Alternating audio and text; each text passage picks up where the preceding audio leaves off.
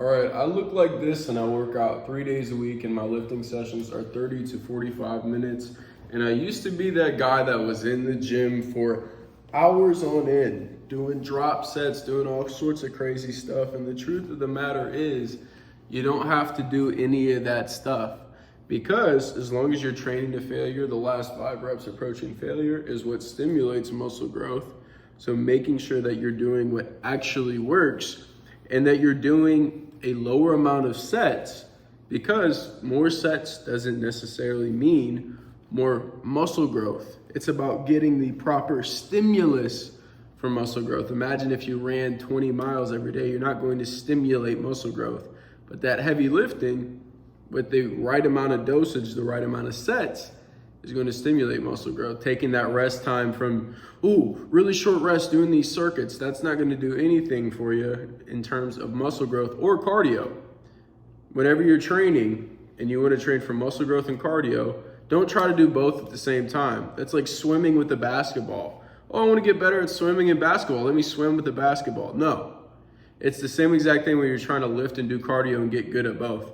And you very well can. You become great at lifting and cardio. You can become great at packing on muscle and strength, and then also improving your endurance. The way you do this is lifting session. Do that all out, high intensity, rest 2 to 3 minutes between your sets, train full body 3 times a week, 1 to 6 sets per body part. Then whenever you're doing your endurance training, do that either before or after you're lifting, depending on which one's a bigger priority, endurance or the lifting. So that's how you're going to do it. I see so many people that they say the gym is life, the gym is life. And they've been consistent for 10 plus years now. They've been athletes, but they never studied how to train. They don't know how to train. They don't know what causes the muscle to grow. They don't know what makes you stronger. They don't know what makes you jump higher. They don't know what improves your endurance. They'll be running miles and they'll never improve their times. What's the point of training if you're not trying to get better? You're just showing up. Well, what is the point of that? We go to the gym to be better.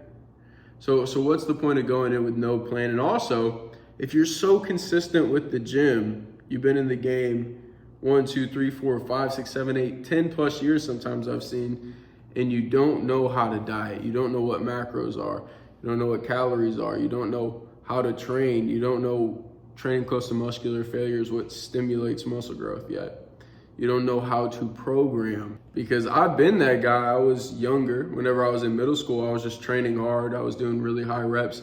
I didn't know what stimulated muscle growth. Once I started lifting heavy, I went from barely gaining any weight and strength to packing on 40, 45 pounds in my first year lifting, and my bench going from not being able to do 135 to 225 for 6. So about 150 pound increase on my bench in my first year, packed on a lot of muscle, looked completely different. And I didn't know everything I was doing, but I did so many principles that were correct, which was lifting heavy and adding more weight on the bar, which I wasn't doing before when I was in middle school doing my pull-ups, push-ups, and sit-ups. I was just doing more reps and not adding more weight to the bar. So I was improving my endurance, but I wasn't stimulating muscle growth. I wasn't stimulating 1 rep max, 5 rep max, explosive strength. So once you understand how to train, you don't have to train for a super long period of time, because all you have to do is hit on the things that actually work. And whenever you're training properly, the things that work don't take that much time. Now, how are you going to diet?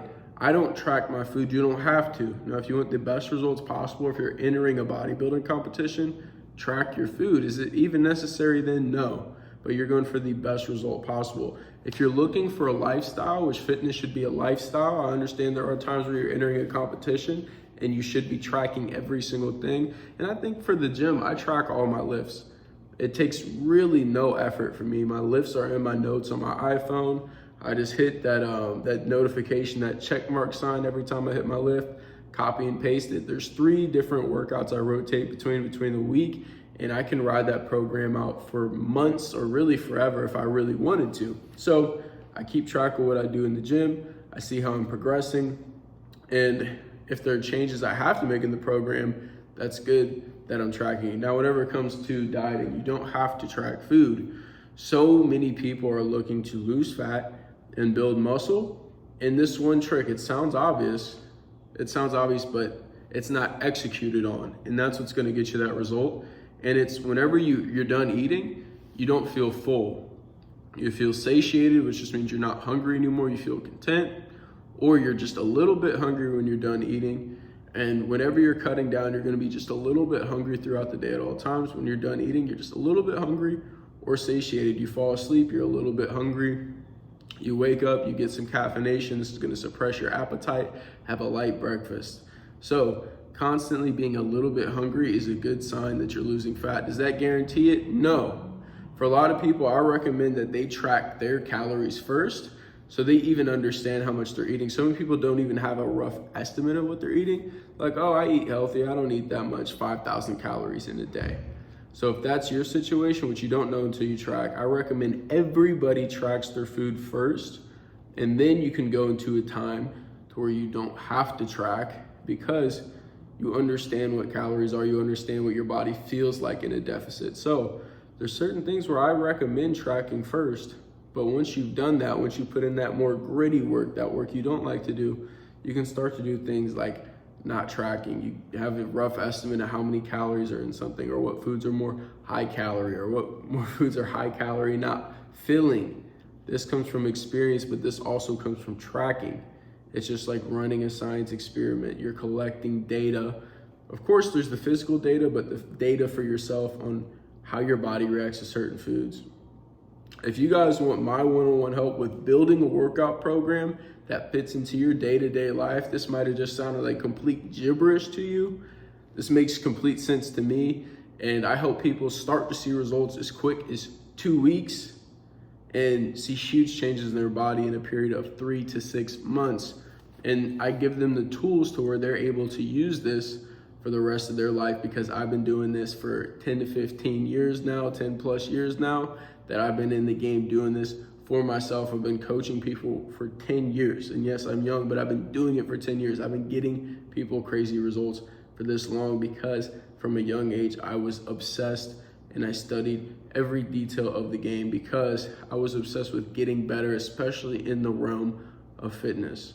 So if you guys want my help, I'm putting my Calendly link below. For the first call, I'm not gonna sell you anything. I just wanna see where you're at with your goals, with your struggles, and then if it makes sense, if coaching makes sense from there, we can hop on another call. This first call right here is just to see if we can even help you out or what changes you need to make based off of the struggles that you're running into and the goals that you have.